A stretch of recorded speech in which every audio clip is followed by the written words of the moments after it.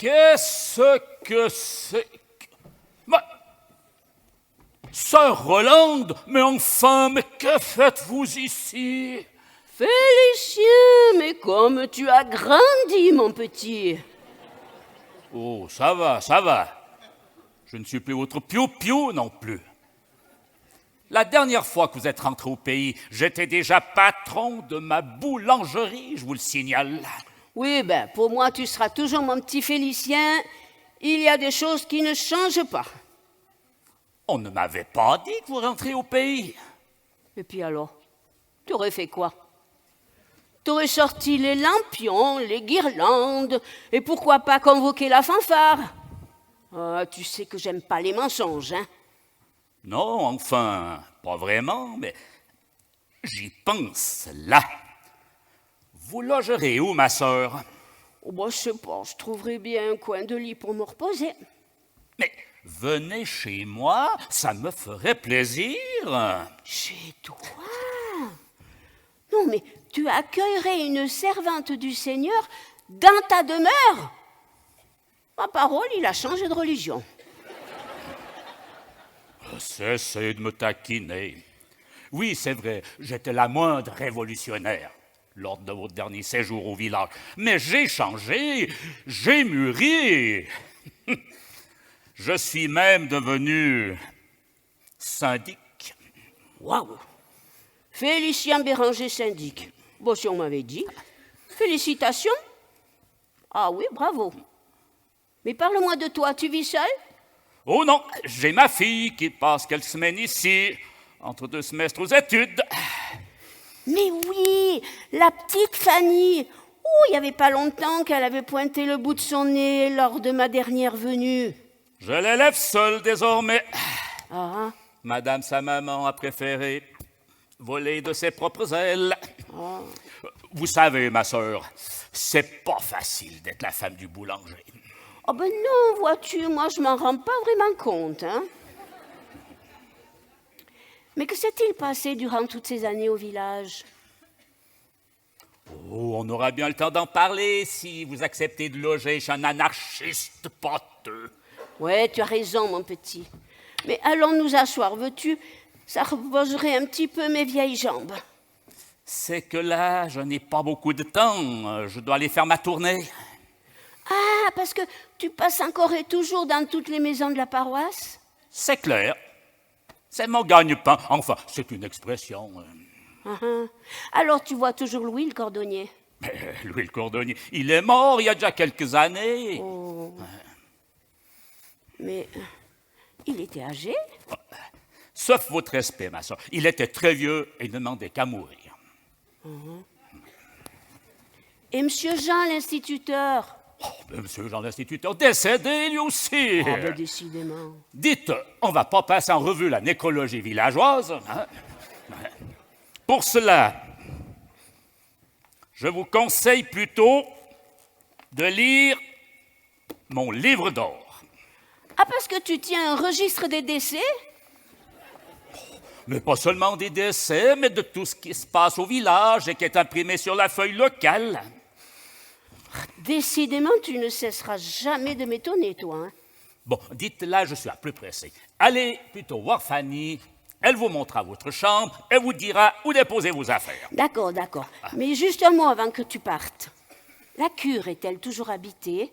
Oh oui, alors, par une sorte de prêtre à l'accent fleuri. Il vient de la Provence pour nous prêcher la bonne parole. Mais, selon moi, il débarque plutôt du siècle passé. Ou alors ça doit être un très vieux curé. Mais non, il n'est pas très vieux si vous regardez sa carte d'identité. Mais alors, ces idées. Père Charles, qui s'appelle, mais ne m'en parlez pas trop. Il me semble que tu es toujours aussi réfractaire au message des représentants de Dieu. Mais rien de ça. Mais vous devriez le voir et surtout l'entendre. On se croirait revenu avant Vatican II. Pour ne pas dire en 1789. Oh, mais tu as révisé tes classiques.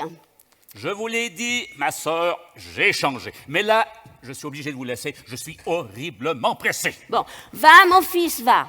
Mais c'est aussi une expression. Oh là là. Et laisse-moi lire tout ce qu'on dit de bien de tous mes vieux amis, partis rejoindre l'Éternel.